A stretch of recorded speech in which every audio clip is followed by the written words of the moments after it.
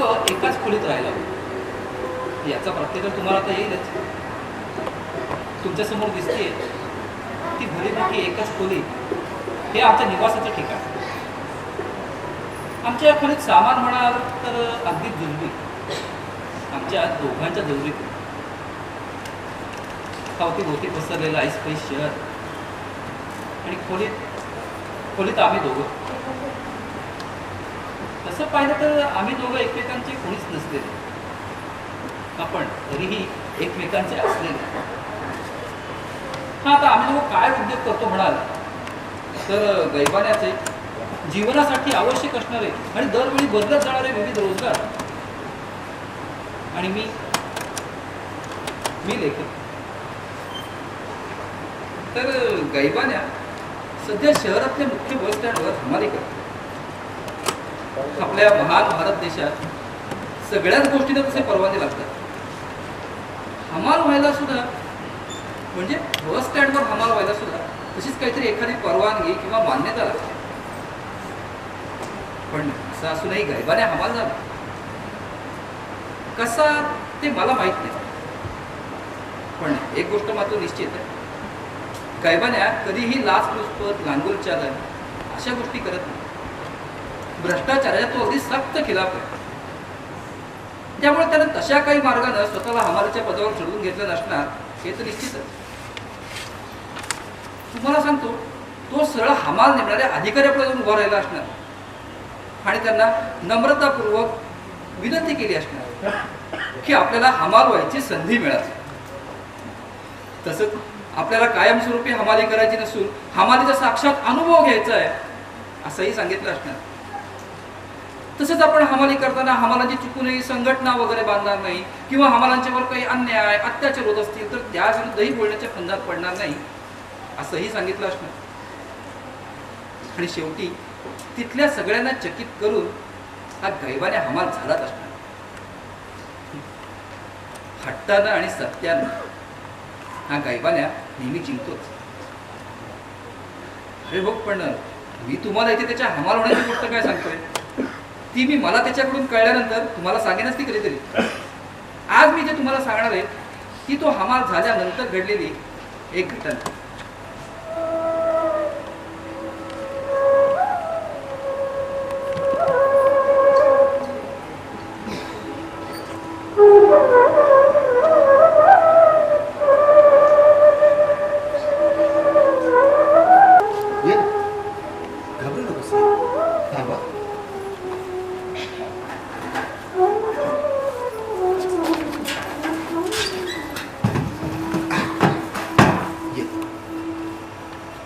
बस इथे ये. हे बघ, थोड्या वेळाने हातपाय तोंड धुवून घे. तोपर्यंत मी आपल्या सगळ्यांसाठी चहा टाकतो. अरे हो लेखका, ही मुलगी मला बस स्टँडवर सापडली, इथे घेऊन आली. आणि मुली, हा लेखक.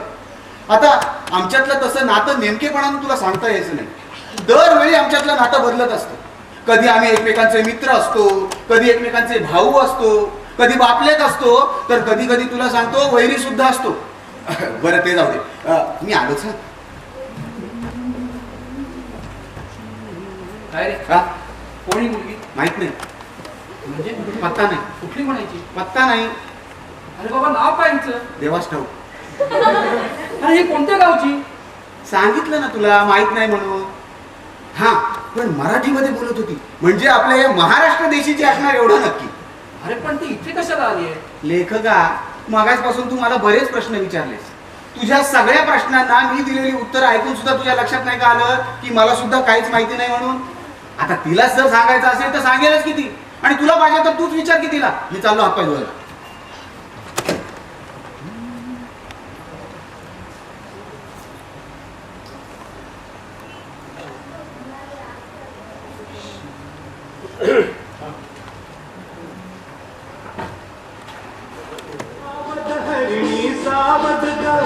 सावध हरिणी सावध करील कुणीतरी पारद ग, करील कुणीतरी पारद ग. सावध हरिणी सावध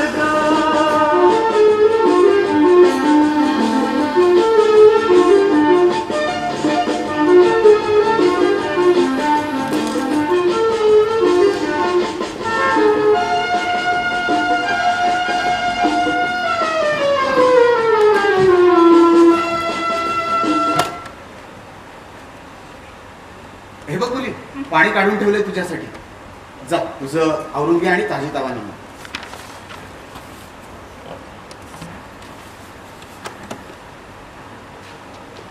हे बघ बाई, बाईची जात म्हणून या खोलीला आणि आम्हा दोघांनाही काही बिचकू नकोस, दचकू नकोस आणि घाबरू तर अजिबात नकोस.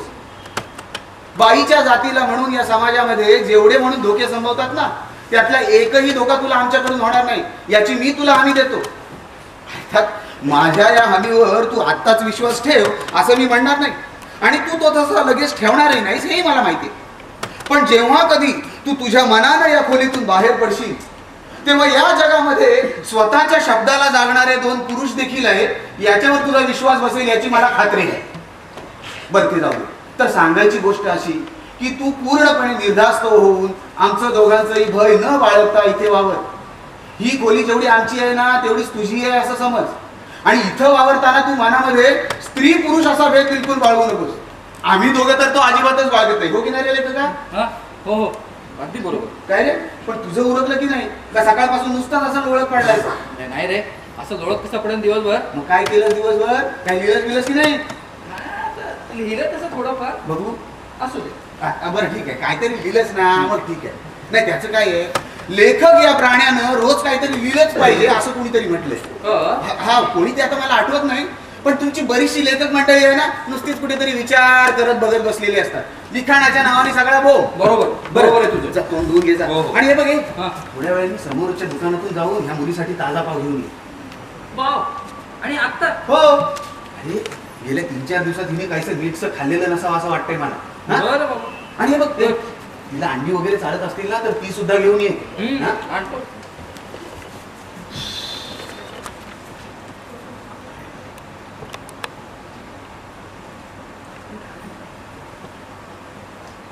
हे बघ बाई, या खोलीत नुसतेच आम्ही दोन पुरुष राहत असलो ना तरी या खोलीला तू पुरुषांची खोली अजिबात समजू नकोस. ही खोली थंडी, वारा, ऊन, पाऊस, चोर चिलट, कुत्री मांजरी यांच्यापासून संरक्षण करण्यासाठी आहे. तिला स्त्री पुरुष असा भेद नाही. या खोलीच्या भिंती, इथल्या वस्तू, इथली बाथरूम ही काही फक्त पुरुषांच्या वापरासाठी नाहीये, ती तू सुद्धा वापरू शकतेस माणूस म्हणून. आम्ही तुझ्याकडे एक बाई म्हणून पाहत नाही आणि तूही आमच्याकडे पुरुष म्हणून पाहू नकोस. तसं तुझ्या आमच्यामध्ये कुठलंही नातं नाहीये आणि ते नको सुद्धा, कारण तेच जास्त बरं असतं. आपल्यामध्ये फक्त नातं आहे ते माणुसकीचं. मग तेच नातं आपण कायम ठेवूया ना. हा लेखक आणि मी याच नात्यानं वागतो एकमेकांबरोबर, मग तूही तसंच वाग ना आमच्याशी. तुझं अजून एक आवडतं वाक्य राहून गेलंय बघ. कोणतं रे बाबा? भोवती सगळी माणसंच आहेत पण या माणसांमध्ये माणूस नाही.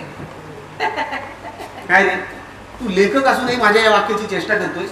काय चुकीचं काय आहे माझ्या वाक्यात? सांगू? हा बघ हा. अरे सांग ना, विचार कसला करतोयस? तुझं वाक्य काय आहे? काय आहे? की भोवती सगळी माणसंच आहे पण या माणसांमध्ये माणूस नाही. बरोबर आहे. पण खरं तर तू असं म्हणायला पाहिजेस हा? की भोवती सगळी माणसंच आहे पण या माणसांमध्ये केवळ एक लेखक वगळता दुसरं कुणीही माणूस नाही. वा क्या बात आहे, लेखक आवडला आपल्याला. काय वस्तू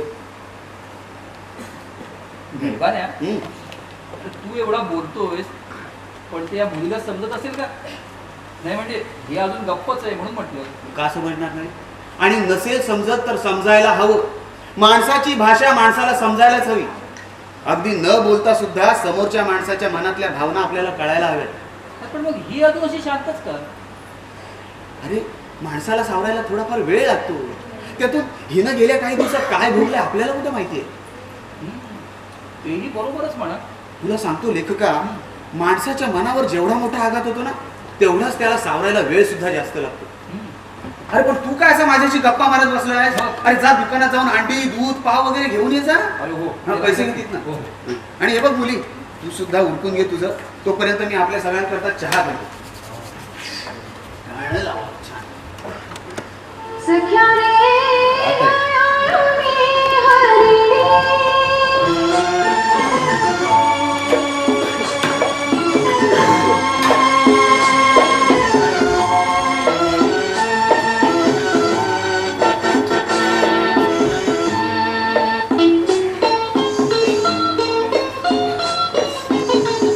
काजळ काळी गरदरात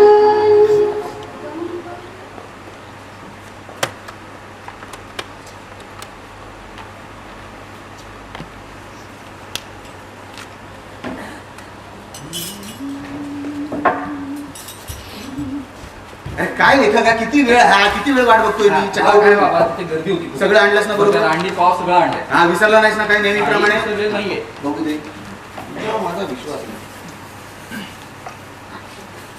हे बघ मुली, चहाच्या अगोदर तुला अंडी देऊ का उडून खाशील? खा बाई खा, भूक लागली असेल तर नक्की खा. इथं लाजायचं वगैरे काही नाही. भुकेसारखी शारीरिक गरज लाजून भागवता येत नाही बघ. ऐक बाई, ऐक त्याचं. अगं लेखका म्हणला लेखक जागा व्हायला लागलाय. तो पूर्ण जागा व्हायच्या आत ऐक, नाहीतर तो आपल्या दोघांचेही मेंदू कुरतडून टाकेल. एवढा त्रासदायक बोलतो का रे मी? अरे मला तर वाटायचं ना जगात जास्त एकमेव त्रासदायक बोलणारा प्राणी म्हणजे तू. मी हा काय बोलतोस यार? बरं ठीक आहे, ती नाही बोलतेय ना, आपण चहाच घेऊया.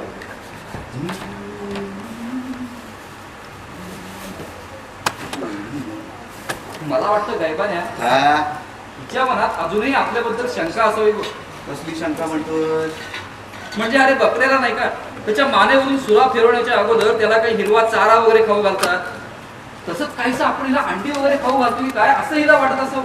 बर, तू म्हणतोस तसंही असेल कदाचित, पण ठीक आहे. तू चहा घे बघू तुझा.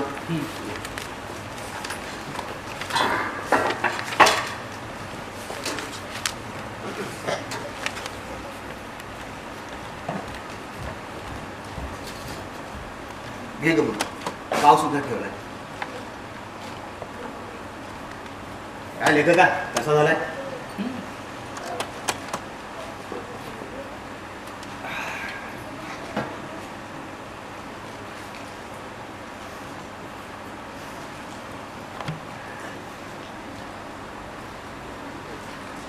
गायबान्या, माझ्या डोक्यातले प्रश्न अजून संपलेले नाही. म्हणजे खरं तर माझ्या कोणत्याही प्रश्नाला अजून उत्तर मिळालेलं नाही. कसले प्रश्न आणि कसली उत्तर? अरे मला तरी कुठं काय माहितीये? अरे ही मुलगी कोण, कुठली? नाही म्हणजे ही तुझ्या बरोबर इथे आली म्हणून विचारतोय हा तुला. नाही, बरोबर आहे तुझं म्हणणं, पण मित्रा तुझ्या सर्वच प्रश्नांची उत्तर मी नाही देऊ शकणार. का माझ्यापासून लपवण्यासारखं काय आहे की काय हा? अरे मित्रा, याच्यामध्ये लपवण्याचा प्रश्नच कुठे उद्भवतो? मग मला फक्त एवढंच म्हणायचं होतं की मी तुझ्या सर्वच प्रश्नांची किंवा कोणत्याच प्रश्नाचं उत्तर नाही देऊ शकणार, हे खरं आहे. अरे पण मग काय, त्यासाठी हिनंच काहीतरी बोलायला पाहिजे ना. अरे पण ही तर काहीच बोलत नाहीये. बोलेल, पण थोडी वाट पाहावी लागेल.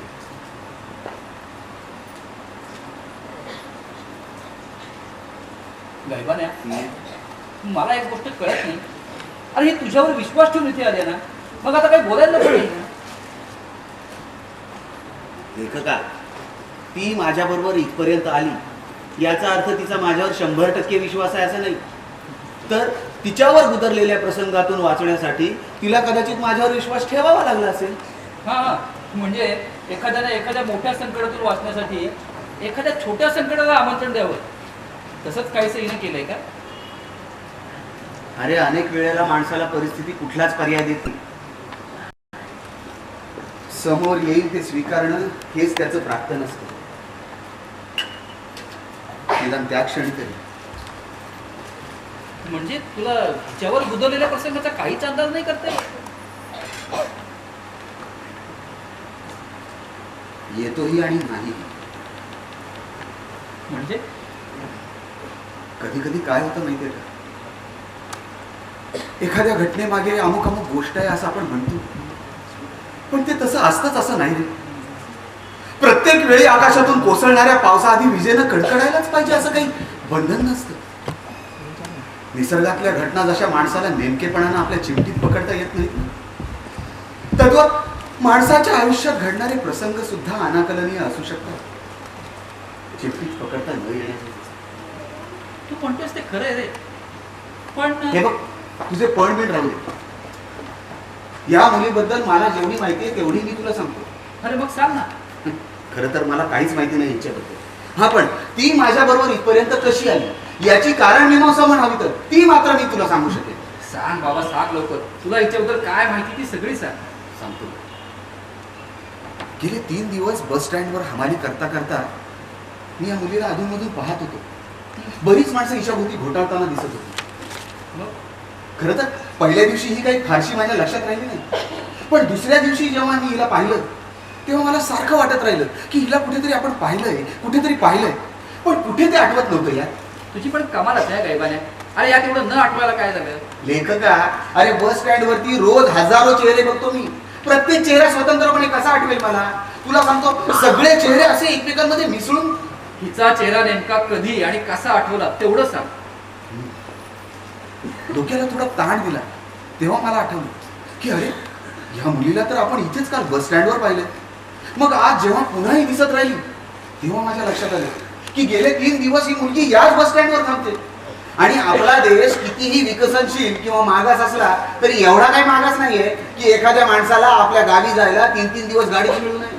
हे मात्र अगदी बरोबर बोललास हा. अरे आपलं परिवहन महामंडळ आर्थिक संकटात आहे हे मान्य आहे. हा, पण अजूनही इतकी परिस्थिती आलेली नाही की एखाद्या माणसाला त्याच्या गावी जायला 3-3 दिवस बसच मिळू नये. बघ, 3 दिवस उशिरानं का होईल, पण माझ्या डोक्यातला दिवा पेटला आणि माझ्या लक्षात आलं की काहीतरी अडचणीमुळे ही मुलगी बस स्टँडवर अडकून पडली असली पाहिजे.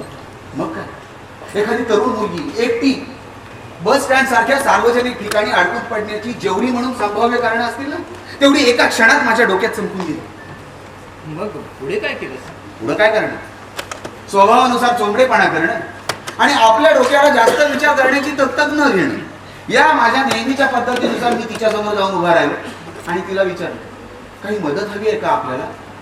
तर पुरुषाला एखाद्या बाईनं घाबरावं तशी घाबरली ती. मी हिच्याशी बोलत असताना ती नेहमीची उन्हाटप्पू मावाली तरुण कार्टी आणि तो आमचे काही हमाल ड्रायव्हर कंडक्टर आणि काही प्रवासी सुद्धा हिच्याभोवती घोटाळतच होते आणि आपापसात काहीतरी कुजबुजत होते आणि चेष्टाही करत असावे. तर ती सगळी चेष्टा चावट आणि अश्लील स्तरावरचीच असणार, जी आपल्या आकलेच्या आणि ऐकण्याच्या पलीकडची असते. अरे गायबाना, यात काय नवीन आहे? हल्ली सर्रास सगळीकडे दिसतं बे दृश्य. तर हिला माझ्या चेहऱ्यावरून काही एक विश्वास वाटला असावा म्हण, किंवा अडचणींमुळे ती जबरदस्त पिचली असावी म्हण.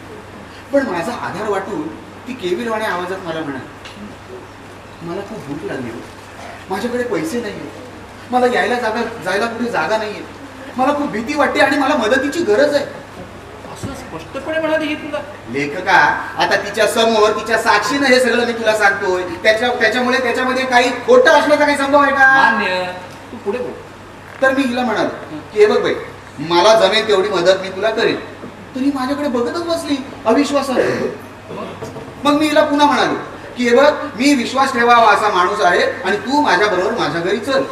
तरीही हिला माझ्याबद्दल विश्वास वाटत नाही हे जेव्हा लक्षात आलं तेव्हा मी बस स्टँड वरतीच सुरक्षा आणि बंदोबस्ताच्या नावाखाली बेवारसपणे फिरणाऱ्या आणि मला हमाल करताना रोज वागणाऱ्या आणि असा अजब हमाल कधी पाहिला नाही असं इतरांप्रमाणेच आश्चर्य बाळगणाऱ्या एका पोलीस हवालदाराला जवळ बोलवलं. काय सांगतो? हा, आणि त्याच्या समोर हिला म्हटलं, हे बघ बाई, मी तुला माझ्या घरी नेतो, याला हा कायदा आणि सुव्यवस्थेचा माणूस साक्षीदार आहे. गायबान्या, तू पण ग्रेट असा. अरे बाबा, साक्ष ठेवलंस ते डायरेक्ट पोलीस खात्यातल्या माणसाला. अरे पण बाबा, तुला माहित नाही का काय की आजकाल समाजाचा या खात्यातल्या माणसांवर अजिबात विश्वास राहिलेला नाही. अरे लोक आजकाल गुंड मावल्यांपेक्षा या खात्यातल्या माणसांना जास्त घाबरतात. तुझी चूक होते. काय? पोलीस खात्यातली सगळीच माणसं काही वाईट नसतात वगैरे वगैरे. माझ्या समजुतीतून मी त्या हवालदाराची साक्ष काढलेलीच नव्हती. मग तर त्या क्षणी हिला माझ्याबद्दल विश्वास वाटावा यासाठी तेवढा एकमेव कायदेशीर पर्याय उपलब्ध होता बाबा. मग ठीक आहे. बरं, मग पुढे काय झालं? मी त्या हवालदाराला म्हणालो की हे बघा हवालदार साहेब, ही मुलगी काहीतरी अडचणीत दिसते, मी हिला माझ्या घरी नेणार आहे आणि जमेल तेवढी मदत करणार आहे. तर मी हिला माझ्या घरी नेतोय याची नोंद कृपया तुमच्या मनाशी ठेवा, म्हणजे तरी हिला माझ्याबद्दल विश्वास वाटेल आणि ती माझ्या बरोबर यायला तयार होईल. आणि या सगळ्याला तो हवालदार तयार झाला. हो, तो हवालदार सुद्धा माझ्यापुरता सज्जन असलेला आणि इतरांप्रमाणेच मला अजब समजणारा. अरे मी काही या मुलीला म्हणायच्या अगोदर तो हवालदारच म्हणाला, हे पोरी, तुझा बिंदास या साहेबाबरोबर. हे साहेब दिसायला हमाल असलं तरी साधं हमाल नाही, ते लय भारी माणूस आहे, तुझा बिंदास, तुला काय मी धोका होणार नाही. एवढं बोलला आणि तो हवालदार तिथनं सटकला. अरे पण गायबान्या, तू लय भारी माणूस आहे हे त्या बिंडो हवालदाराला कळलं कसं? त्यांनी सुद्धा इतरांप्रमाणेच माझ्याबद्दल काहीतरी ऐकलं असणार आणि आपली समजूत करून घेतली त्यांनी की मी लय भारी माणूस आहे म्हणून. असं? पण मला तर वाटतं गायबान्या, त्या हवालदाराला तुझ्याबद्दल काही नीटसं कळलेलं नसेल. म्हणून त्यानं आपलं तुला लय भारी म्हणून स्वतःची सुटका करून घेतली असावी बघ. लय भारी हो लेखका. पण तू म्हणतोस बहुतेक तसंच असेल. असू दे. मग तरी ही मुलगी तुझ्याबरोबर यायला तयार झाली का? हो, तेवढ्यापुरता माझा विश्वास वाटून म्हण किंवा अडचणींनी खरोखरच पिचून म्हण, पण ही माझ्याबरोबर यायला लगेच तयार झाली आणि मी तिला रिक्षात घालून इथे घेऊन आलो. आता याच्या उपर तिच्याबद्दल माझ्याकडे काहीही माहिती नाही. ती कोण, कुठली याची मला सुद्धा उत्सुकता आहे रे. कारण त्याच्यानंतरच तिला काय मदत हवी आहे ते आपल्याला कळणार आहे ना. अरे हो रे, तिला काय पाहिजे ती सगळी मदत आपण करूच. अरे पण त्याच्यासाठी हिनं काही बोलायला नको का? हे बघ लेखका, तिनं तिच्याविषयी खाजगी काही सांगावंच असा माझा बिलकुल आग्रह नाही. तिची इच्छा असेल तर तिने सांगावं आणि नाही सांगितलं तरी काही हरकत नाही. पण तिला मदत काय हवी ते मात्र तिनं जरूर सांगावं. ती मात्र जमेल तेवढी करू आपण. हो रे बाबा. हे बघ मुली, या गैबानाच्या एवढ्या लांब लचक भाषणावरून सुद्धा मला तुझ्याबद्दल काहीही नीटसं कळलेलं नाही. मला तुझ्याबद्दल जाणून घ्यायची उत्सुकता आहे. हा, तुम्हाला उत्सुकता असणारच हो. कारण लोकांच्या खाजगी भानगडींमध्ये तुम्हाला जरा जास्तच इंटरेस्ट असतो. लोकांच्या खाजगी भानगडींना स्वतःकडचा मीठ मसाला लावायचा आणि त्यालाच आपली विचारशक्ती, कल्पना विलास वगैरे वगैरे नावं देऊन मिरवायचं. काय रे लेखका, या असल्या गोष्टींचं भांडवल करायला तुम्हाला लोकांना काही वाटत नाही काय? गैबान्या, मला कशाचं भांडवल वगैरे करायचं नाही आहे. अच्छा अच्छा, अरे बाबा, मी निवड उत्सुकतेपुढेच तिला हे विचारतोय. बर. अरे आता ही मुलगी कोण, कुठली, हे दळ ना काही तुला काही माहिती आणि ना इथे ही काही बोलत. अरे मग अशा परिस्थितीमध्ये मीला काही 4 प्रश्न विचारले तर त्यात पण एवढं काय चुकलं रे? हे बघ, निदान या एक पोलीसचा सदस्य म्हणून तरी मला तेवढा अधिकार आहेत. हो, तुला अधिकार आहे ना, आणि तुझा अधिकार अबाधित आहे तो मला मान्यही आहे. आणि मान्य न करून सांगतो कोणाला बाबा? नाहीतर लगेच तुमच्या कल्पनाशक्तीचा गळा घोटला म्हणून तुम्ही बोंबा मारत सुटाल. झालं तुझं नेहमीचं पुराण सुरू. हे काय रे, तुझा मला लेखकांवरती एवढा राग का? असं काय घोडं मारलंय आम्ही कोणाचं? अरे वा, म्हणे काय घोडं मारलंय? अरे लोकांच्या खाजगी भानगडींमध्ये नाकं खुपसून 24 तास त्याच भानगडी लोकांच्याच माथ्यावर मारता तुम्ही. आणि याच्यावर कोणी काही आक्षेप घेतला का लगेच तुमच्या अभिव्यक्ती स्वातंत्र्यावर गदा येते. गायबान्या, तू उगीच राईचा पर्वत करतोयस ना? मी राईचा पर्वत करतोय, अधिकाराची भाषा तू केलीस. अरे बाबा, मला फक्त इतकंच म्हणत मग होतं. बोल ना, काय म्हणायचं ते स्पष्टपणे. जाऊ दे, तुला आता समजत बसण्यात काही अर्थ नाही. मग नको तुझा वेळ फुकट घालू.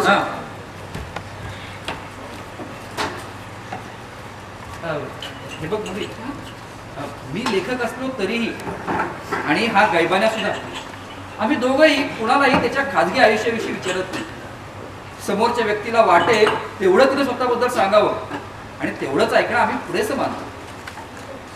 आमचं तत्वच आहे. हे बघ बाई, तुला थोडं स्पष्टच सांगतो, या गैबान्याची तुझ्यासारखी नसती व्याज घरापर्यंत आणण्याची आणि जमेल तेवढं निस्तरण्याची जुनी सवय आहे. त्यामुळे त्यानं तुला इथं आणलं याचा काही मला धक्का वगैरे बसला नाही. हा, पण तुला मात्र काहीतरी धक्का जरूर बसला असणार. म्हणजे खरं तर असा माणूस असू शकतो हेच कदाचित तुला पटलं नसणार, किंवा याच्या लांब लचक भाषणाने तो हादरून गेली असणार. ते कारण काहीही असेल, पण तू आता स्वतःबद्दल बोल बे काहीतरी. तुम्ही दोघंच इथं राहता? हो, काय करता तुम्ही? मी बस स्टँडवरती हमाली करतो. 3 दिवस बघितलंस तू. आणि हा आहे ना लेखक आहे, लेखक. म्हणजे गोष्टी लिहिणारे? हा, आता तसं म्हणायला काही हरकत नाही आहे, पण आमचा हा लेखक कवी सुद्धा आहे बरं का. म्हणजे कविता लिहिणारे? अरे वा, जनरल नॉलेज चांगलं आहे तुझं. पण तुम्ही तर हमाल वाटत नाही. आता त्याला मात्र माझा नाईलाज आहे. पण मला एक गोष्ट सांग, हा प्राणी तुला लेखकासारखा वाटतो म्हणायचा? ते मला माहित नाही, कारण या अगोदर मी कधी लेखकाला पाहिलेलं नाही. हे बरं केलंस. तुला सांगतो, लेखक हा प्राणी कधी पाहण्यासारखा नसतो आणि कवी हा प्राणी कधी ऐकण्यासारखा नसतो. माझं हे मत तू अगदी मेंदूवर कोरून ठेव. तुला दुसरं कोणीच नाही का इथं? तुमची बायको वगैरे, तुमचे आई वडील वगैरे? नाही, या जगामध्ये आम्हा दोघांना एकमेकांव्यतिरिक्त कोणी नाही. पण तू आमची चौकशी सोड ग. तुझ्याबद्दल बोल काहीतरी. म्हणजे तुला निदान मदत काय हवी ते तरी सांग, म्हणजे आम्हाला पुढची तयारी करणं सोपं जाईल. तुम्ही चांगली माणसं वाटताय.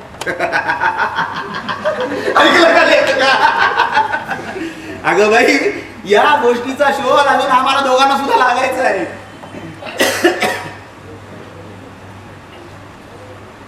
मला मरावंसं वाटतं. चांगली गोष्ट नाही म्हणजे सहसा माणसं मरणाचा विचार करत नाही. माणसाला जगण्याची हाव फार असते. माणसं त्याचाच विचार जास्त करतात. मरणाचा विचार करणारी माणसं महात्मा असतात. तू महात्मा आहेस. पुढं बोल. तुम्ही नेहमी असंच बोलता का? असंच म्हणजे कसं? ते मला नाही कळत नाही. म्हणजे आणि म्हणजे काय, तू जे काय बोललास ते तिला काहीही नीटसं कळलेलं नाही. आणि असं न कळणार तू नेहमी बोलतोस का, असं तिला विचारायचंय. हां, असंच बोलायचं होतं. हे बघ बाई, तू या गैबाऱ्याच्या बोलण्याकडे काही लक्ष देऊ नकोस. तू तुझ्या मरणाविषयी काय सांगत होतीस ते सांग. माझ्या हातून खूप मोठी चूक घडली. आता माणूस म्हटलं की चुकणार, किंबहुना जो चुकतो तोच माणूस असतो असं म्हणतात. बरं, तुझ्या हातून काय चूक घडली?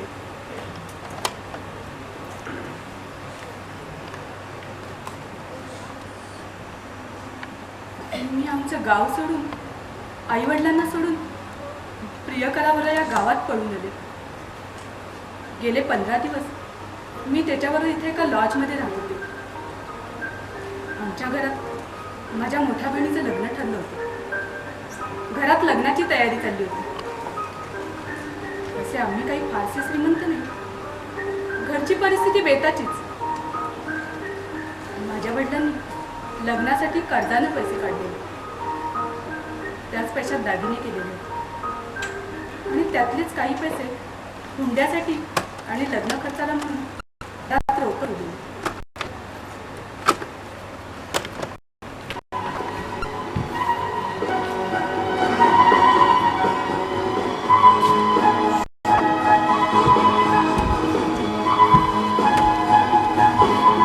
तर आता आपल्याला आपलं स्वप्न पूर्ण करण्याची संधी आली आहे बघ.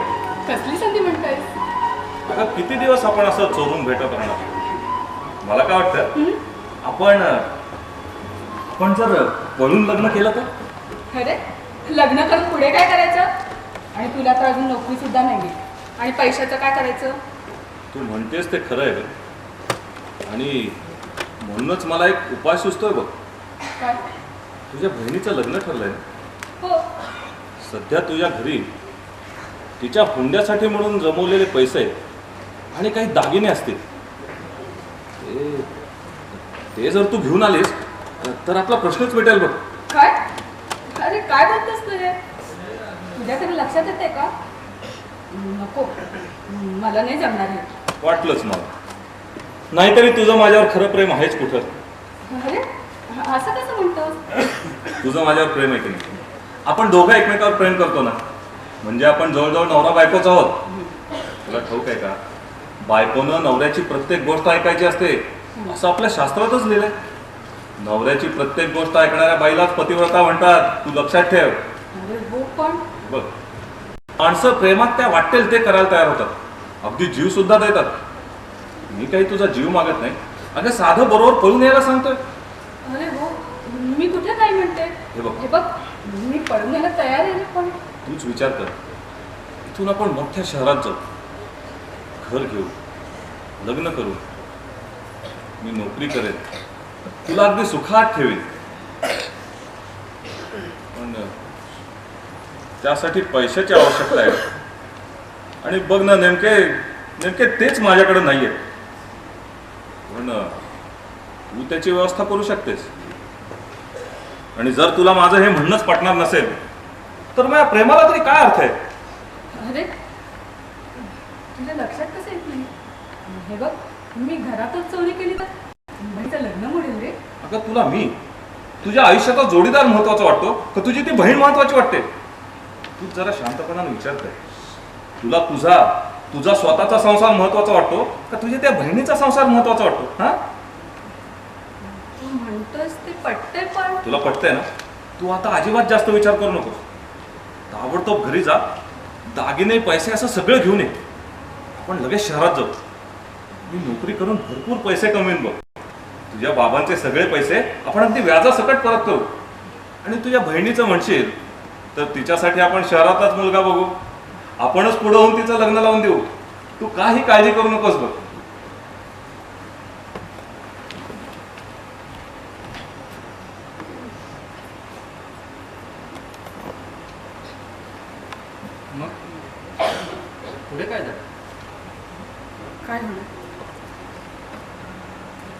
मी त्याच्यावर विश्वास ठेवला आणि घरात असतील नसतील ते दागिने पैसे घेऊन त्याच्यासोबत पळून या शहरात आले. मग 15 दिवस आम्ही खूप मजा केली. चांगलं चांगलं खाल्लं, खूप फिरलो, पिक्चर बघितले. आमच्या दोघांसाठी आम्ही खूप नव्या नव्या वस्तू विकत घेतल्या.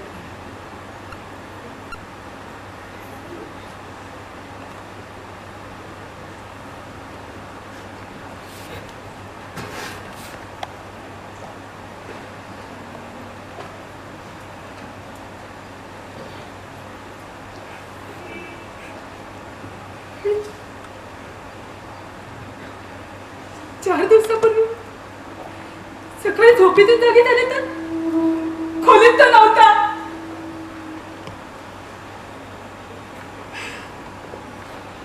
दागिने, पैसे, मी घेतलेल्या वस्तू, माझी बॅग, त्याची बॅग, असं सगळंच गायब होतं. फक्त माझी एक पिशवी, माझ्या अंगावरचे कपडे आणि चप्पल एवढंच मागे ठेवून तो सर्व काही घेऊन पळाला होता.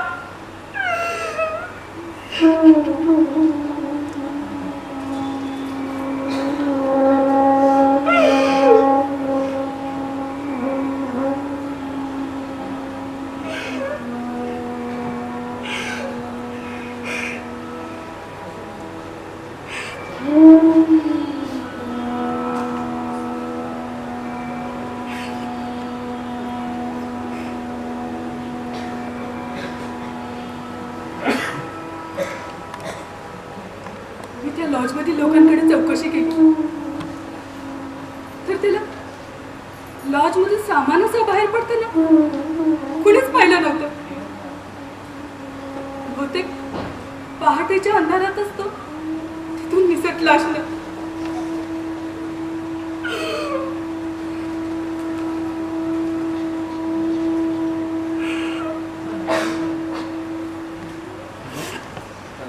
पुढे काय केलंस?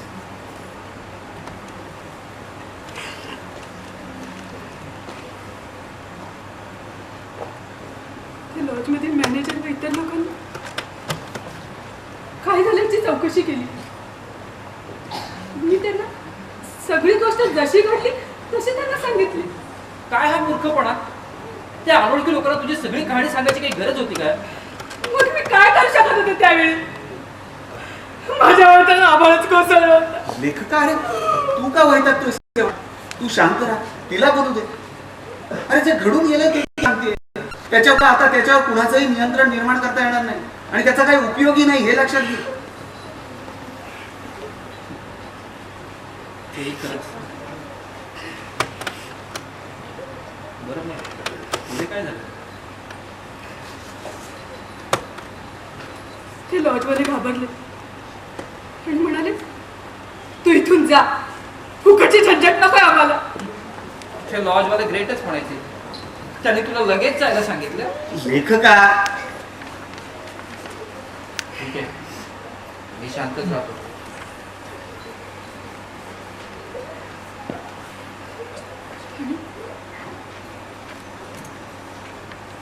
आणि पुढे ते म्हणाले, जाण्याआधी आमचं भाडं दे. मी म्हणाले, माझ्याकडे पैसे नाही. तर ते म्हणाले, भाडं आणि खाण्यापिण्याचे पैसे दिल्याशिवाय आम्ही तुला सोडणार नाही इथून. नाहीतर आम्ही तिला पोलिसात देणार. मी त्यांना विनवणी केली, दयाची भीक मागितली मी त्यांच्याकडे.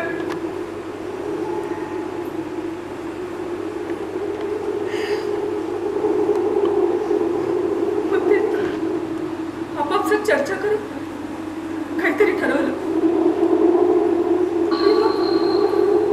त्याने मला एका खोलीत जायला सांगून बाहेरच कुलूप लावून घेतलं. मला कोंडून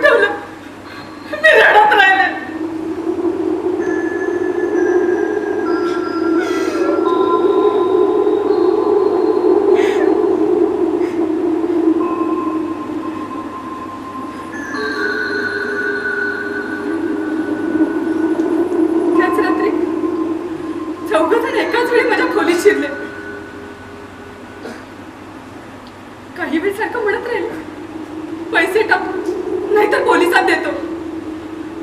माझ्या हातात नुसतं रडण्याशिवाय आणि त्यांच्या पाया पडण्याशिवाय काहीच नव्हतं.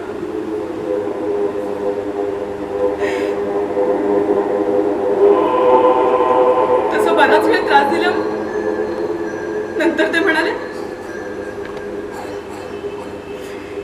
की तू जशी त्याच्यासोबत मजा केलीस ना तशी आमच्या बरोबरही कर.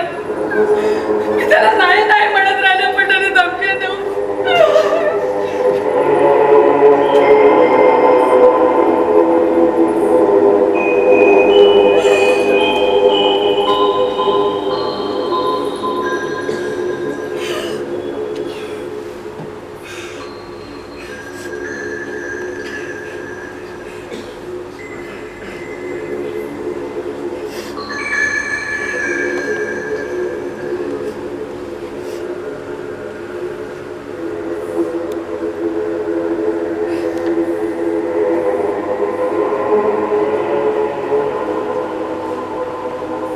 आणि मग पहाटे पहाटे त्यांनी मला जवळपास हाकलूनच लावलं.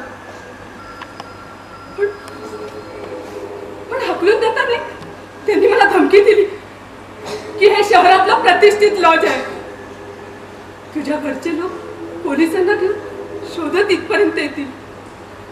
तसल्या कोणत्याही भानगडीत आम्हाला पडायचं नाहीये, म्हणून आम्ही तुला इथून सोडतोय.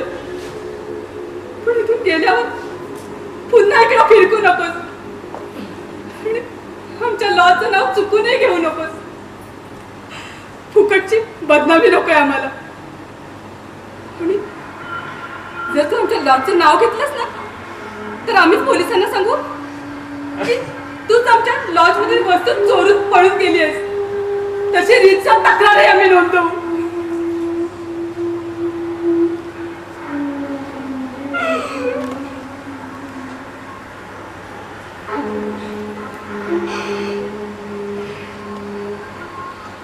माणसं इतकं वाईट वागू शकतात.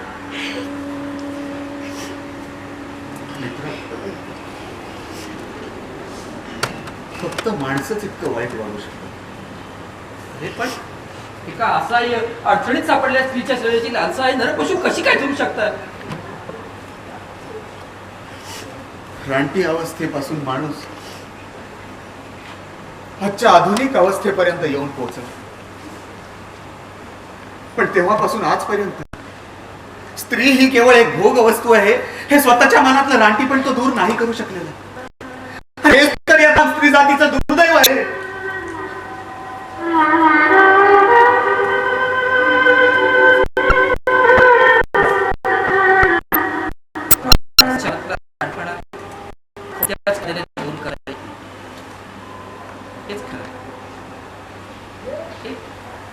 हे असंच चालू राहणार युगे न युगे, मानव जातीच्या अंतापर्यंत. अंधारातले जीव अंधारातच जगतात, जन्मतात अंधारात, मरतात अंधार, दाही दिशात अंधार. चक्राकार घोटाळत असतात, अंधाराची गद वलय. तो अंधार आणि पसरत राहतो.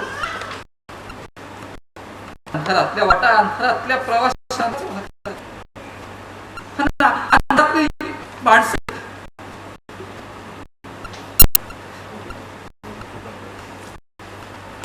अंधारातली माणसं पोटभर खातात, दारी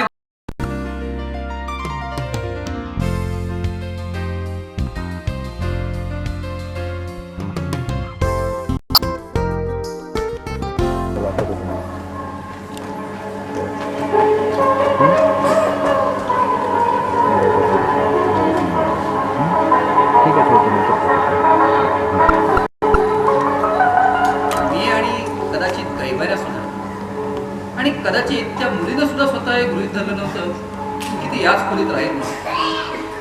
पण राहिली तशी. आणि त्याचीच एक वेगळी गोष्ट झाली. हा, गैबान्या तसा सहज होता. अहो, तो काही त्या मुलीशी बाई समजून वागत नव्हताच. मुली बाई काय आणि बुवा काय, गैबान्याला तसा काही फारसा फरक पडत नसे.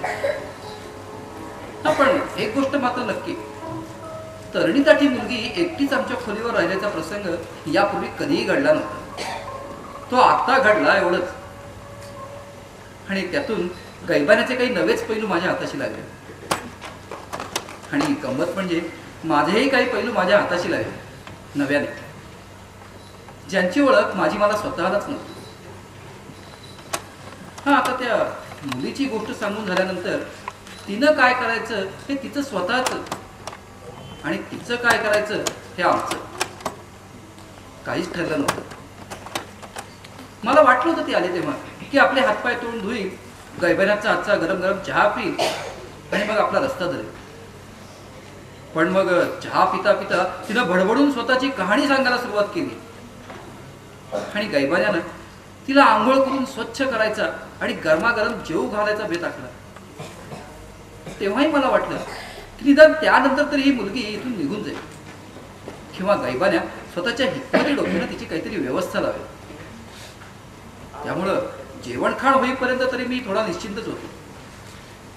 हा, आता तोपर्यंत काही किरकोळ प्रसंग घडलेच आमच्यात. उदाहरणार्थ गैबाण्याने तिच्यासाठी खरोखरच गॅसवर पाणी ठेवलं गरम करायला, आणि ती मुलगी गोष्ट सांगून रीतिरीती झाल्यासारखी मान खाली घालून खुर्चीत बसून राहिली.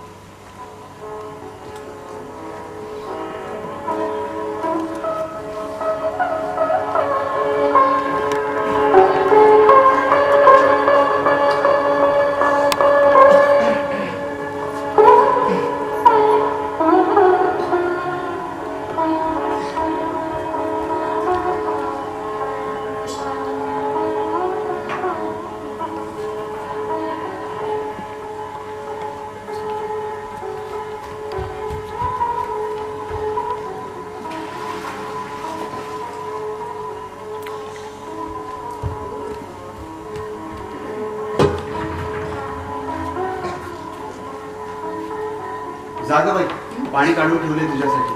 आंघोळ करून घे. वाटल्यास डोक्यावरून पाणी घेऊन ना. नको का? नको. हे बघ बाई, तू तुझं बाईचं लाजणं हा प्रकार सोड कृपा करू. तू बाईच आहेस हे आम्हाला माहितीये, पण बाई असल्याचा तुझ्या मनातला भाव तू सोड. वाटल्यास तूही आमच्याप्रमाणेच पुरुष आहेस असं समज. किंवा असं कर ना, आम्ही दोघेही तुझ्याप्रमाणे स्त्री आहोत असं समज आणि सहज वाग. लेखका, ती बाई आहे हे जसं आपल्याला माहिती आहे ना, तसंच आपण पुरुष होते तिलाही माहिती आहे. तेही बरोबरच आहे. हे बघ मुली, तू नुसतीच माणूस असल्यासारखी वाग ना. तू बाई असल्याचा आम्हाला काही फरक पडत नाही, आणि आम्ही पुरुष असल्याचा फरक तू मानून घेऊ नकोस. आता तू बाईच आहेस याला तुझा काही इलाज नाही, तसाच आम्ही पुरुष आहोत याला आमचा इलाज नाही. जे आहे ते आहे, पण आपण त्याचा फरक मानायला नको. जोवर तू इथं आहेस तोवर ही खोली तुझीच आहे असं समज. आणि प्राथमिक गोष्टी तरी करायच्या टाळू नकोस. किमान आंघोळ जेवण या गरजा तरी भागवून घे. उठ. एक बाई आमच्या बाथरूम मध्ये आंघोळ करते याचं आम्हाला काहीच वाटणार नाही, हो की नाही रे लेखका? हो, जिथे बाथरूमला फरक पडत नाही तिथे आपल्याला फरक पडायचा प्रश्न येतोच कुठे, नाही? हे बघ, तू याच्याकडे लक्ष देऊ नको. हा लेखक असंच काहीतरी बडबड करत असतो. तू उठ. नको, माझ्याकडे बदलायला कपडे नाही. अगं, कपड्यांची चिंता तू सोड. तात्पुरते आमचे कपडे वापर. वाटल्यास तुझ्या अंगावरचे कपडे धुवून काढ तर मी धुवून देऊ. आणि हो, याचं भाषण सुरू होण्याआधी उठा, नाहीतर तिथं मोठ्या कष्टानं गरम केलेलं पाणी थंड होऊन जाईल. त्यापेक्षा ताबडतोब बाथरूम मध्ये शिर आणि 4 दिवसाची अंगावरची घाण खळा धुवून काढ. गलिच्छ राहणं आरोग्याला अपायकारक असतं बघ. हे बघ कपडे काढलेत तुझ्यासाठी आणि हा टॉवेल. जा आंघोळ करून घे. आणि लेखक माशाय, चला आपण पण जेवणाच्या तयारी लागूया. चला.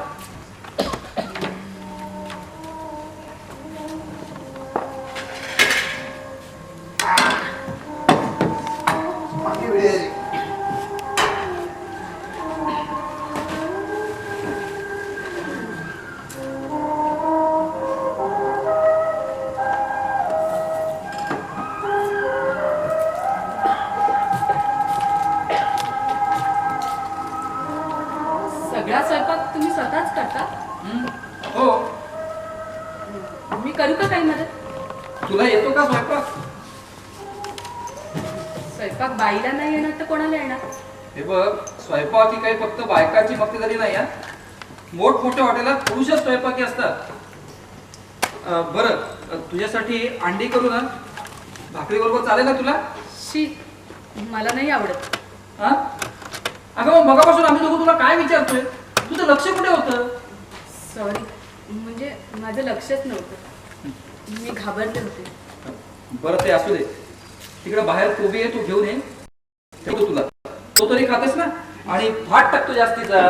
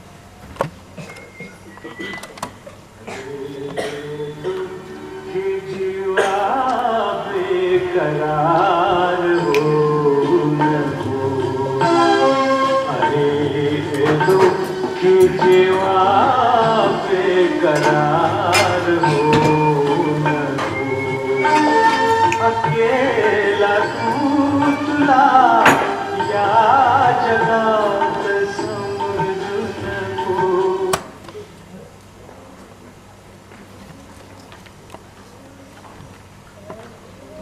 कैवान्या, अरे स्वयंपाक करताना नेहमी तू बडबडतो, मग आज असं शांत आणि गंभीर का बाबा? काही नाही, सहजच. सहजच. लेखका, हम्म. या अशा फसलेल्या स्त्रियांचं समाजामध्ये काय होत असेल रे? इतरांचं काय होतंय तेच. पण आपण आपल्याला जमेल तेवढी मदत तिला करूया ना. अरे बाबा, माझी इच्छा असो किंवा नसो, तू तिला शक्य तेवढी सगळी मदत नक्की करणार, हा आता माझा नेहमीचाच अनुभव झालाय बघ. लेखका, तू सुद्धा ना. बरं, तिच्यासाठी जास्तीच्या किती भाकरी टाकू सांग? 3 टाक बाबा, 3 टाक. 3 टाकू? भूक केलेली असेल, भरपूर खाईल. मगाशी पाव सुद्धा खाल्ला नाही तिनं. बर बर.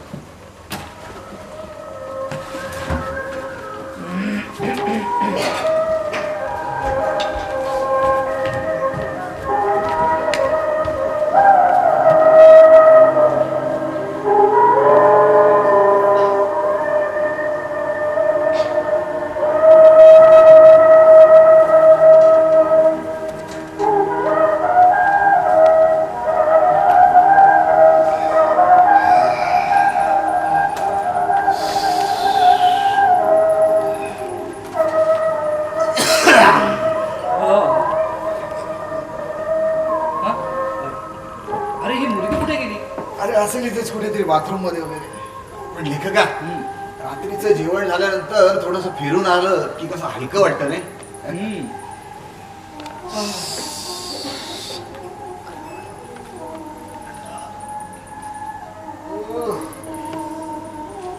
दैवान्या, मगाशी बाहेर फिरायला जाताना तू पैशाच्या कपाटाला कुलूप लावलंस का? नाही म्हणजे कपाटाला कुलूप लावताना तुला पहिल्यांदा बघितलं मी. हो, लावलं कपाटाला कुलूप. कारण तिच्यावर लगेच विश्वास नाही रे टाकता येत. उगाच पैसे पाहून तिला भलताच मोह व्हायचा आणि आपली कष्टाची कमाई घेऊन पळून जायची. पण तर माणसावर फार विश्वास, मग हे असं कसं? लेखका, प्रत्येक माणूस मुळात चांगलाच असतो रे, पण त्याच्यावर येणारी परिस्थिती कदाचित त्याला वाईट वागायला भाग पाडत असत. म्हणजे माणसापेक्षा परिस्थिती जास्त परिणामकारक, जास्त महत्वाची. तसं म्हणायला हरकत नाही, पण पण तेही तसं अर्ध सत्यच. आता या मुलीचंच बघ ना, मुळात माणूस म्हणून ती चांगलीच आहे. शिवाय आपल्या प्रियकराबरोबर पळून जायची अशी काय निकड लागली होती रे तिला? म्हणजे परिस्थितीनंही तिच्यावर अशी वेळ आणलेली नाही. बहुतेक असं सगळं भयानक घडणं तिच्या नशिबातच असावं. म्हणजे शेवटी नशिबालाच दोष द्यावा लागतोय खरं. पण माणसानं मोह टाळायला हवे. ते कसले मोह आणि कसलं काय? हिला कसला मोह झाला असेल स्वतःच्या संसाराचा? पण त्याला तरी काय अर्थ आहे? संसार तर तिचा तसाही झालाच असता. घरातल्यांनी पसंत केलेल्या मुलाबरोबर संसार करू शकली असती ती. अरे असं कसं म्हणतोस तू? तिचं प्रेम होतं त्या मुलावर. हे बघ, प्रेमालाही काही महत्व द्यावं लागेलच की आयुष्यात. प्रेम खर तर प्रेम हे माणसाला सुखी करणारं असावं, माणसाला आनंदी करणारं असावं. प्रेमानं जर आयुष्य उद्ध्वस्त होणार असेल तर असं प्रेम काय कामाचं? आणि मी म्हणतो करावंच कशाला ते? अरे पण माणसाला त्याच्या प्रत्येक कृतीचा अंदाज अगोदर कसा करता येईल? तू म्हणतोस तसं असेल कदाचित. हे काय? तू हे कपडे का बदललेस? मी जाते. कुठे? माहित नाही. अगं पण का? तुम्ही दोघंच राहता इथं, मी कशी राहू? उगीच माझ्यामुळे तुमची अडचण. कशी राहू म्हणजे काय म्हणतेस? जसे आम्ही दोघे राहतो तशीच राहा. आमचा काय फरक पडतोय तुला? माझं काही नाही, पण आसपासच्या लोकांनी मला इथं पाहिलं तर तुम्हाला उगीच नावं ठेवते. लोकांची चिंता तू सोड. लोक नाही नावं ठेवणार आम्हाला. आणि तेवढ्याच कारणासाठी जाणार असशील तर नको जाऊस. अहो पण अगं पण काय, रात्रीच्या वेळी कुठे जाणार आहेस तू? आणि बाईच्या जातीला सोय आहे का रात्रीचे एकटीनं बाहेर फिरायची? तुझ्यात हिंमत असेल तर तू जा बाई. आम्हाला तुला अडवायचा मुळीच अधिकार नाही. अगं पण तूच म्हणालीस की या शहरात तुझी काही सोय नाही म्हणून. अगं मग अशा वेळी कुठे जाणार आहेस तू? पुन्हा बस स्टँडवर? तिथे लोक पुन्हा त्रास नाही का देणार तुला? आणि प्रत्येक वेळी गैबाण्यासारखा आम्हाला तुला भेटेल याची काही खात्री देता येत नाही बघ. ते खरं आहे, पण माझ्यामुळे तुमची अडचण. काही आमची अडचण होत नाही. अडचण होते ती तुझीच. तुझ्या डोक्यातून अजून आम्ही पुरुष आहोत ही गोष्टच जात नाही. ती काढ ना कृपा करून. आणि पुन्हा पुन्हा आमच्याकडून वदवून घेऊ नकोस की आम्ही तुला दगा देणार नाही म्हणून. तुला वाटतो तसले पुरुष आम्ही नाही आहे हे कसं पटवून देणार तुला? तसा काही परवाना मिळतो का ग? काय पुरावा द्यायचा तुला? त्यासाठी तुला आमच्या बरोबर राहूनच तो अनुभव घ्यावा लागेल. तेव्हाच तुझी खात्री पटेल. हा, ही गोष्ट खरीच आहे की आम्हीही तुझ्याकरता परके पुरुषच आहोत. आणि परक्या पुरुषाकडून स्त्रीला जास्तीत जास्त धोका होण्याची शक्यता असते किंवा स्त्रीला तसं वाटतं हे खरं आहे. पण तुला ठामपणे सांगतो आम्ही, म्हणजे मी आणि हा लेखक, की जरी एक परकी बाई पहिल्यांदा आमच्या घरी मुक्कामाला राहणार असली आणि ती हतबल असली परिस्थिती पुढे, तरी आम्ही तिचा गैरफायदा घेणार नाही. तिच्यावर बलात्कार करणार नाही किंवा फसवणुकीनं, प्रेमानं, गोडी गुलाबीनं धमक्या देऊन आमच्या वासना तिच्यावर शमवणार नाही. पुरुष म्हणून तिच्याशी वागणार नाही आणि बाई म्हणून तिला वागवणार नाही. तर निव्वळ निखळ माणूस म्हणून वागू आणि वागवू. माझी कळकळीची विनंती आहे तुला, अशा रात्रीच्या वेळी तू बाहेर जाऊ नयेस. या लेखकाकडून आणि माझ्याकडून तुला कुठल्याही प्रकारचा त्रास होणार नाही. अरे लेखक, तू तरी सांग ना तिला. हो, गैबाला म्हणतोय ते खरंच आहे की. नाही हो, अशा भाषेत नका ना बोलू तुम्ही. गरज मला असू नये, तुम्हीच काय असं घरात जमतासारखे बोलताय.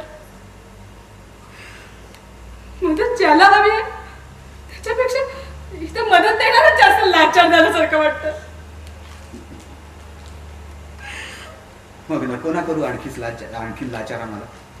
जा, बदलते कपडे आणि हे बघ, निश्चिंतपणे राहा. उद्या सकाळी तुला काय पाहिजे ते कर, वाटेल ते कर. पाहिजे तर सकाळचा चहा फरमास करून मी पाजेन तुला. बस जा, बदल कपडे.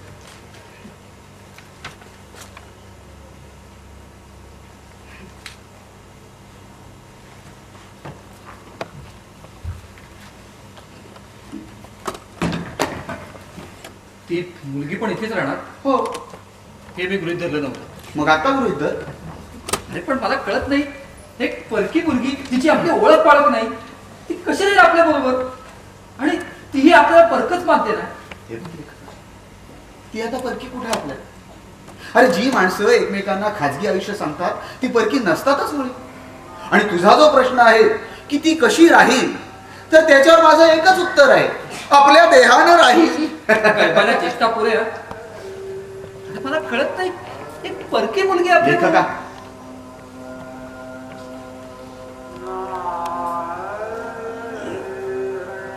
कुठे जाईल रे एवढ्या रात्रीची? अरे मला वाटलं तुझ्या डोक्यात असेल काहीतरी तिच्या सोयीविषयी. ही काय, ही सोयीस्कर आहे ना? ही सोय नाही, दुसरी काहीतरी. अरे दुसरी काय सोय करणार? आपल्याकडे एवढी मोठी खोली आहे, राहील पडून कुठेतरी. अशी कितीशी जागा लागणार आहे रे तिला? अरे प्रश्न जागेचा नाहीये. हो, कळतंय मला की प्रश्न तुझ्या पुरुष असण्याचा आहे ते. हो, प्रश्न पुरुष असण्याचाच आहे. अरे रात्रभर एकाच खोलीत एका परक्या बाई बरोबर राहायचं, या नुसत्या कल्पनेनंच मला बिचकायला होतंय. आणि तीही म्हणालीच ना की आपण तिला परके म्हणू. लेखका, आता सगळेच पुरुष तिला परके. तिचा सख्खा बाप तिला परका, तिचा सख्खा प्रियकर तिला परका, आणि आपण तर जास्तच परके. तिला तिचा म्हणावा असा पुरुषच राहिला नाहीये जगात. पण आपण का तो परकेपणा मानायचा? माणूस म्हणून कुठं परकी आहे ती आपल्याला? अरे फसलेली आणि उद्ध्वस्त झालेली बाई आहे ती. तिला आणखी उद्ध्वस्त व्हायला असंच वाऱ्यावर सोडायचं का रे? तुझं हे तत्वज्ञान ऐकायला ठीक आहे, पण प्रत्यक्षात पाळायला अवघड. का तुला बलात्कार करायचा तिच्यावर? तुझी वासना चाळवली तुला पाहून? काय भयंकर बोलतोयस तू? असलं काही माझ्या डोक्यात नाहीये. अरे मग का बिचकतोयस तिला? अरे राहिली एखादी रात्र आपल्या खोलीत तर काय बिघडलं? तुला तुझ्या वासनेची खात्री वाटत नाहीये का? तिच्या बरोबर लैंगिक काही घडेल असं वाटतंय का? परकी बाई म्हटलं की तिच्या बरोबर लैंगिक काही घडलंच पाहिजे असं थोडंच आहे? अरे जसे आपण कित्येक वर्ष एकत्र राहूनही आपल्यात कधी काही लैंगिक घडलेलं नाही, तसं समजलं तिला माणूस म्हणून. तुला शक्य आहे ते? तुला का शक्य नाही? तुझ्या वासनेवर काबू ठेव. चुकून सुद्धा मनात आणत असेल की तिचा देह पुरुषी वापरायचा आहे तर काढून टाकते मनातून. अरे जसे आपण राहतो तसं समजलं तिला माणूस म्हणून. तुझ्या समोर ना बोलायची काही सोयच नाही. मग गप्प राहा. आणि लक्षात ठेव, तुझ्या शरीरातल्या, मनातल्या, मेंदूतल्या वासनेलाही गप्प ठेव. अरे एका रात्रीचा तर प्रश्न आहे, उद्या सकाळी जाईल उठून ती तिच्या वाटेनं. तू मला काय समजतोस रे? आणि स्वतःला तरी काय समजतोस तू? माणूस समजतो. आवडलं तुझं? थांबा.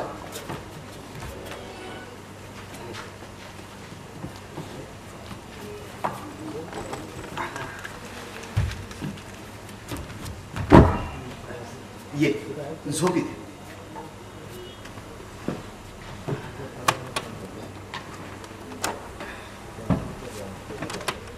आणि हे बघ, आमचा विश्वास वाटत नसल्यास रात्रभर जागी राहिलीस तरी चालेल. आणि तुला हवा तर तो दिवा ठेव, माझं काही नाही, मला कसंही चालतं. पण झोपताना दिवा असला की आमच्या लेखकाला त्रास होतो. त्याच्यापेक्षा तो टेबल लॅम्प तुझ्याकडे वळवून घेतलास ना तर बरं होईल. बरं, मी झोपतो, उरलेलं सकाळी बोलूया. दिवसभर आम्हाला करून लेखका अंग मोडून येते रे. लेखका, तो दरवाजा होता ना?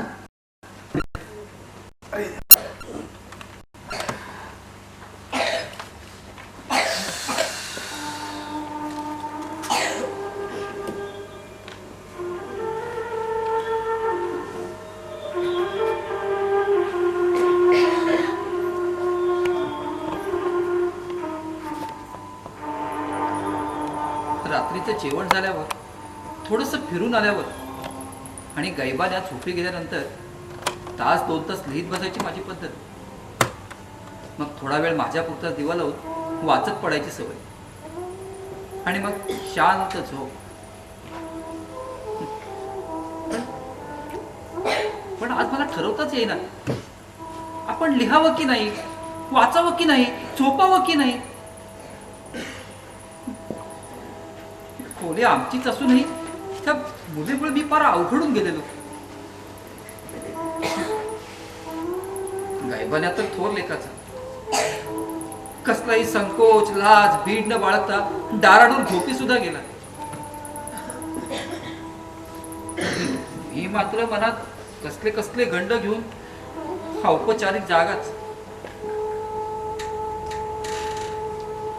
थोडं अवखडलेल्या गळ्यातच मी तिला विचारलं, झोप यायला म्हणून काही वाचायला देऊ का? आणि हो, दिव्याची सगळी बटणं बघून ठेवा, म्हणजे रात्री उगीच उठायची वेळ आली तर चाचपडत बसायला नको. किंवा तुम्हाला हवा असेल तर तो राहू द्या दिवा. आणि रात्री काही भूक वगैरे लागली किंवा चहा करून प्यावासा वाटला तर निसंकोच आम्हाला उठवा. हो, तुम्हाला हवा तेव्हा घालवा देऊ. कमालच आहे, आमच्याच खोलीत ही सहज. आणि मी मात्र फार अवघडून गेलो. आम्ही म्हणजे मी. गायबाना तर कधीच स्वर्गी पोचलोय नाही का. अनोळखी मुलीचं अस्तित्व आपल्याला इतकं जड आणि कठीण होऊन जावं. साधा एक शब्द बोलतानाही जीव अवघडून यावी. आणि मगाशी बोलताना गायबाने म्हणाला, बलात्कार करणार का तिच्यावर? ती लेखाची अवकात कुठली आपली? आणि वाचना नको का तिच्याबद्दल मनात?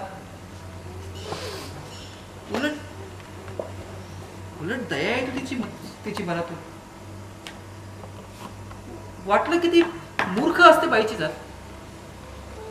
पटकन कसा काय विश्वास ठेवतात कोणत्याही पुरुषावर की तो मदत करेल म्हणून? बस स्टँडवरच्या गर्दीवर विश्वास ठेवला कारण तिथे सुरक्षित वाटेल म्हणून, आणि गैबान्यावर विश्वास ठेवला तेही पुन्हा तो मदत करेल म्हणूनच. ही बायची जात अशी कशी सारखीच पुरुषाची मदत अपेक्षित धरणारी?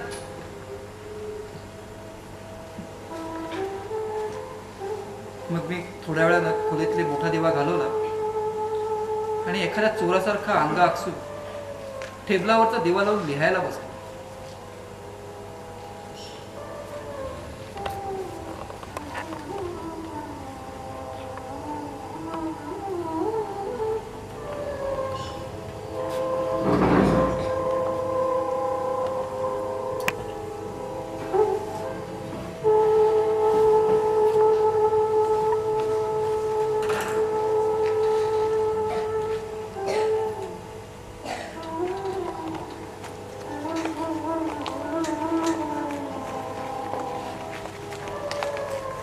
लिहायला कागद घेतले समोर, पण लिहिणं सुचेच ना. सारखं सारखं अंधार आपल्याकडे पाहत असेल असं वाटत राहिलं. तिला काय वाटत असेल आपल्याबद्दल? म्हणजे विश्वास वाटत असेल का? पुन्हा मला आपल्या चोरासारखं वाटू लागलं. मी जाम अस्वस्थ झालो. माझी मलाच चिड आली. ही काय चॅमारी झिकझिक आहे? खोलीत एक मुलगी आहे म्हणून आपण काय एवढे अंगठ रक्त नसल्यासारखे झालो?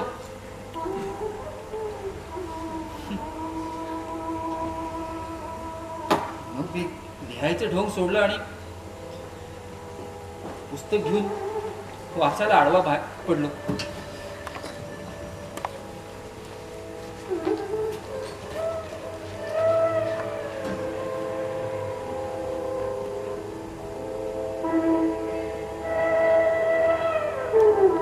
थोडं बरं आणि सुटल्यासारखं वाटलं.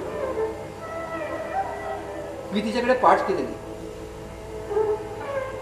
पण मग थोड्या वेळानंतर माझ्या लक्षात आलं आपले नुसते डोळे फिरतायत पुस्तकावर. डोक्यात मजकूर काहीच शिरत नाही. काही केलं ती मुलगी डोक्यातून जायलाच तयार नाही. खरं सांगू का, मनात कसली पाप नाही, कसलीच वासनाही नाही. आणि गायबाने म्हणाला तसा माझ्या आतला पुरुष गप्प गारच. पण तरी लेखाचं मन काही थाऱ्यावर नाही. मी टेबलावरचा दिवा विझवून शांतपणे झोपी जायचा प्रयत्न केला.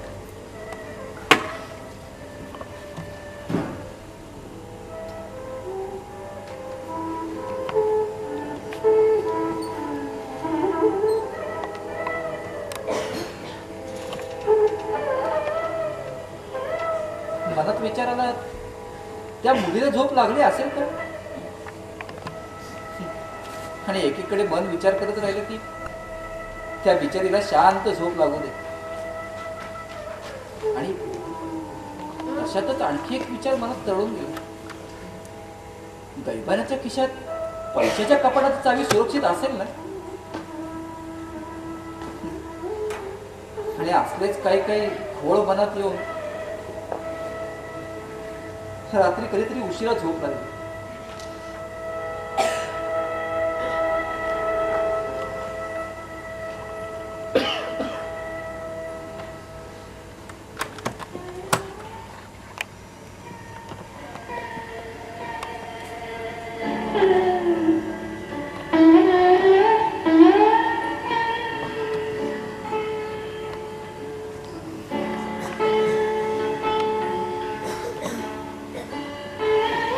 पुढे काय होणार याची एक वेगळीच गोष्ट आहे.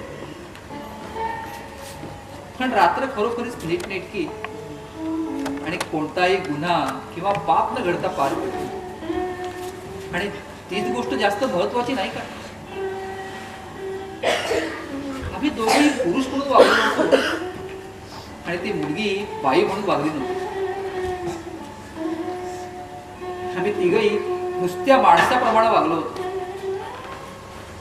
नुसत्या पुरुषांच्या खोलीत संपूर्ण रात्र एक परकी स्त्री सुरक्षित आणि आबदार राहिली होती.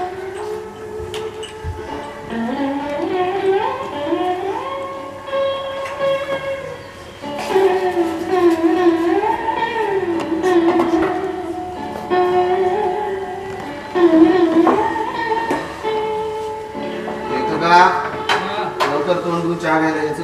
हा बरोबर.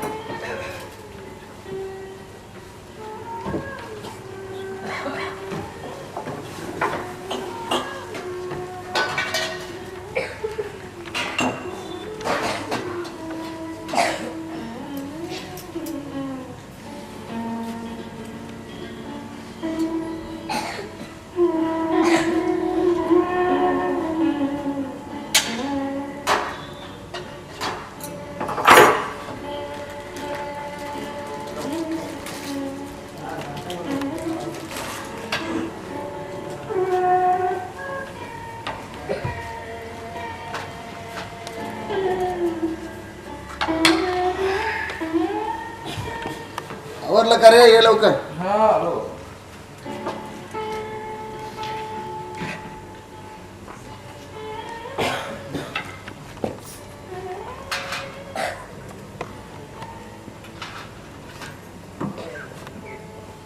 एक मिनिट.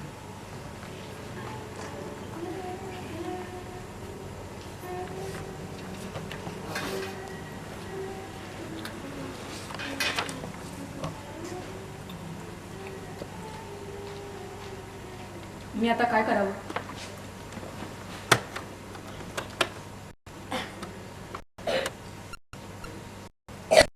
निर्णय विचारतेस मला.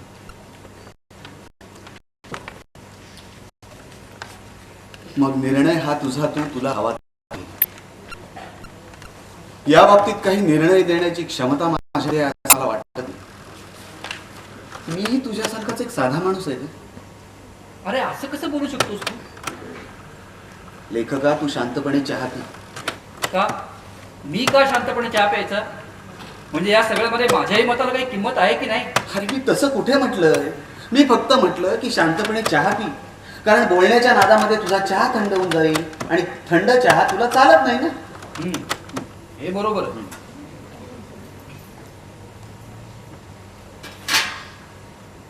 हे बघ मुली, तुझी इच्छा असेल तर तू काय ठरवलंयस ते आम्हाला सांग. आम्हाला जमेल तेवढी मदत आम्ही करू आणि नसेल जमणार तर तसं स्पष्टपणे सांगू. इतकं कठोरपणे कसं काय बोलू शकतोस रे तू? अरे याच्यामध्ये कठोरपणा कुठे आला? मी वास्तव ते सांगतोय तिला. अरे पण जरा दुसऱ्याच्या मनाचा विचार कर. हे बघ लेखका, केवळ मनाचा विचार करून भावनिकपणे काहीतरी न जमणारं आश्वासन मी तिला नाही देऊ शकत. हेही बरोबरच आहे की. आहे ना बरोबर? मग तो उरलेला चहा संपवा लेखक माशे. तू बोल. तेच तर मला ठरवता येत नाही. माझ्यासाठीचे सगळेच रस्ते बंद झालेत. मरण पत्करण्याशिवाय दुसरा मार्गच दिसत नाही. ठीक आहे, मग पत्कर मरण. पत्कर मरण काय? काही सल्ला दिला तू स्वतःला काय समजतोस रे? आणि तिला मरायलाच सांगणार होतास तर मग तिची दया येऊन तिला इथे आणणंच कशाला मग? त्यावेळी मला तसं करणं योग्य वाटलं म्हणून मी तिला इथं घेऊन आलो. आणि इथे आणून मरायला सांगतोयस? हे बघ मुली, मरणासारखी असीम शांत गोष्ट या जगामध्ये दुसरी नाहीये. साऱ्या समस्या मरणामध्ये मिटून जातात. माणूस मोकळा, मुक्त, स्पष्ट होतो. पण एक गोष्ट लक्षात ठेव, मरणानंतर जगण्यातला आनंद काही मिळत नाही. वा वा, काय तत्वज्ञान आहे.